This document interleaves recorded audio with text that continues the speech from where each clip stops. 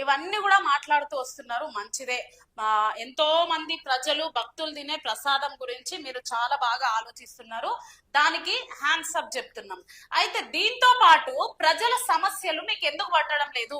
మీ సొంత నియోజకవర్గంలోనే గెలవక ముందు ఇలా ఉండేది ఇలా చేస్తా అన్న పవన్ కళ్యాణ్ గెలిచిన తర్వాత ఎందుకు మత విద్వేషాలను రెచ్చగొడుతూ ఓన్లీ ఈ సనాతన ధర్మం మీదనే వెళ్తున్నాడు?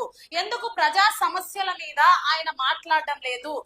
ఎక్కడ ఏ స్పీచ్ లో చూసినా దాదాపు ఈ 2 సంవత్సరాలలో, ఒకప్పుడు జగన్ ప్రభుత్వం ఉన్నప్పుడు, గత ప్రభుత్వం ఉన్నప్పుడు వాలంటీర్స్ గురించి మాట్లాడిన ఆయన ఇప్పుడు ఎందుకు మాట్లాడడం లేదు? గల్లంతైన ఆ 3,000 మంది మహిళలను ఎందుకు తీసుకురాలేదు? ఇంకా సుగాలి ప్రీతి ఆ అమ్మాయి గురించి కూడా ఎందుకు మాట్లాడడం లేదు? సుగాలి ప్రీతి 14 ఏళ్ల బిడ్డని స్కూల్కి వెళ్తే 10 మందిని నాశనం చేస్తే దాన్ని పట్టించుకోడు ఎవడు? జగన్మోహన్ కి బొక్క పడితే చిన్న గులకరాయి పడితే రాష్ట్రం అంతా ఊగిపోతాయి. సగటు మనిషి బాధ మనకి తెలియదు. సగటు మనిషి బాధ మర్చిపోయాం. నిజంగా నాకు ఆవేదన ఉంది, ఏడుపు వస్తుంది.